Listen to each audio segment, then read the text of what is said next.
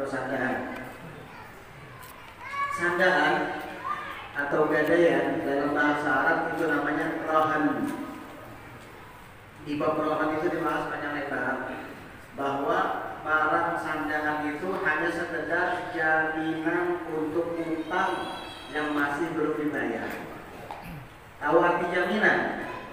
Arti jaminan hanya sekedar jaminan saja, jangan dipakai. Iya, bukan dibeli ini, bukan milik kamu, ini jaminan saja. Kamu minjam uang sama orang berapa? 2 juta. Jaminannya HP. Untuk apa jaminan ini diadakan? Untuk agar nantinya jika sudah sampai tempo pembayaran, ternyata yang meminjam uang tidak bisa membayar, HP-nya tadi boleh dijual. Kan jaminan. Ketika HP itu dijual, lakunya 5 juta, ya kamu ambil 2 juta aja, 3 jutanya kembalikan kepada yang punya HP. Kan dia minjam 2 juta sama kamu.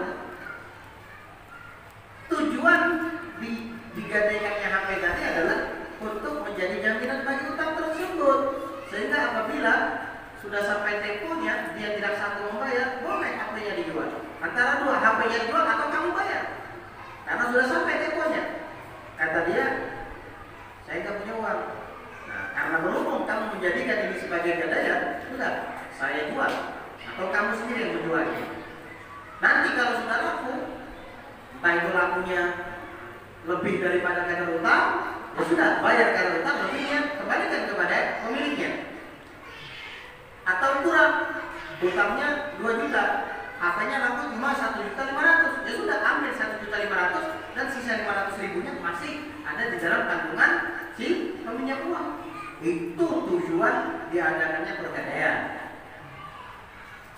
Terus bagaimana kalau seandainya ada orang yang mengakadkan begini, saya minjam uang berapa? 5 juta. Ini sepeda motor saya sandakan. Lalu dimanfaatkan, dipakai, masuk dalam syarat akad, maka hukumnya riba, haram, tidak boleh. Kullu qardin jarra naf'an fa huwa riba. Setiap utang piutang yang menarik kemanfaatan maka dia adalah riba. Karena kamu meminjamkan uang kepada si fulan dan dapat manfaat bisa memakai sepeda motornya ke situ kemari, manfaat memakai sepeda motor yang dikaitkan dengan utang di dalam akad itu riba. Hati-hati.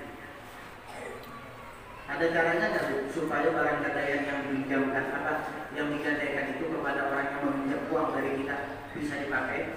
Ya kalau kita cari-cari ada sih caranya. Iya. Bagaimana?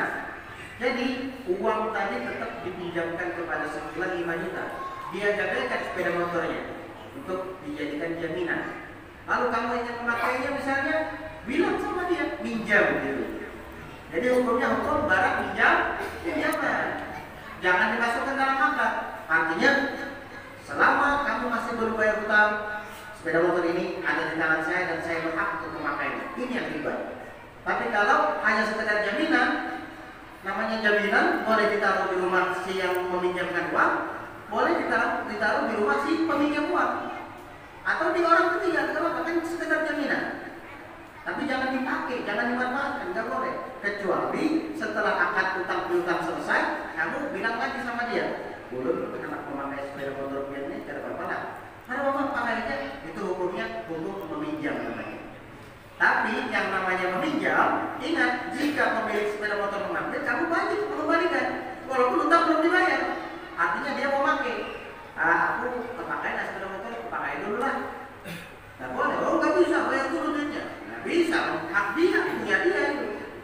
Kalau mau dibayar duitnya ya tunggu temponya. Kalau sudah sampai ternyata belum bisa juga dia membayar, melunasi utangnya, jual segala motor itu.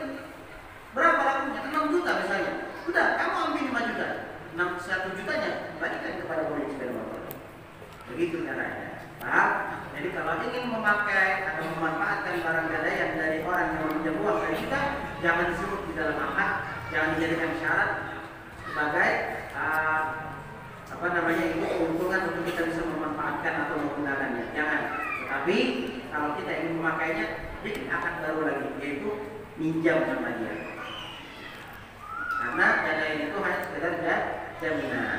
Jadi ini menggadaikan rumahnya dikontrakkan sama orang. Nggak boleh kan? Ya.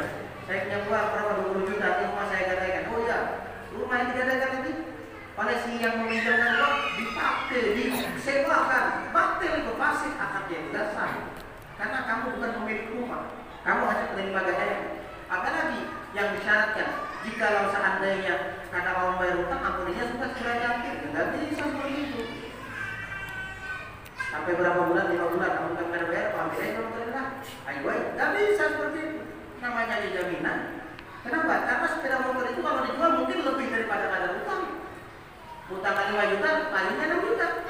Berarti ada sisa 6 juta, ada sisa 1 juta. Pemilik sepeda motor. Begitu.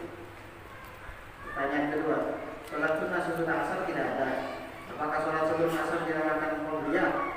Qobliyah asar, sedangkan ba'diyahnya tidak ada. Ini khilaf ulama. Kan ada 2 sholat rawatib yang tidak ada ba'diyahnya. Sholat subuh dan sholat asar. Yang ada adalah qobliyahnya saja. Sedangkan qobliyah itu dikatakan qobliyah karena setelahnya ada ba'diyah. Berhubung sholat subuh tidak ada ba'diyahnya, sholat asar tidak ada ba'diyahnya, apakah boleh kita berniat asar itu qobliyah asar dan subuh itu qobliyah subuh? Jawabnya ada 2 pendapat. Ada yang mengatakan tidak boleh. Jadi niatnya yang mengatakan tidak boleh adalah usolli sunnatal fajri raka'ataini billahi ta'ala. Kalau asar usolli sunnatal asri raka'ataini billahi ta'ala. Begitu. Sunnatal asri, sunnatal fajri atau sunnatal subhi. Jangan qobliyah. Bagi atau menurut pendapat yang mengatakan tidak boleh. Tapi pendapat kedua mengatakan boleh dan ini yang mu'tamad. Tidak apa-apa. Walaupun tidak ada ba'diyahnya, lalu dia berniat qobliyah asri atau qobliyah subhi tetap sah. Nah, ini pendapat yang mu'tamad. Artinya, jika seandainya ada orang selama ini ketika dia sholat sunat fajar itu dengan niat qobliyah fajri atau qobliyah subhi tetap sah. Menurut kaul yang kedua, dan itu yang pertama. Alangkah baiknya khurujan minal khilaf, agar kita keluar daripada perselisihan pendapat di kalangan ulama, sebaiknya kita niatnya usolli sunnatal fajri saja. Raka'ataini lillahi ta'ala, supaya tidak berisiko, tidak terjerumus dalam masalah khilafiyah.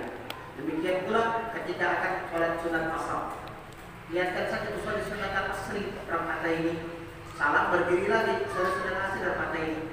Karena sholat asar itu 4 rakaat afdol daripada sekedar 2 rakaat. Kenapa? Karena Nabi SAW bersabda, rahimallahu qur'an sholat arba'an qabla al-asr.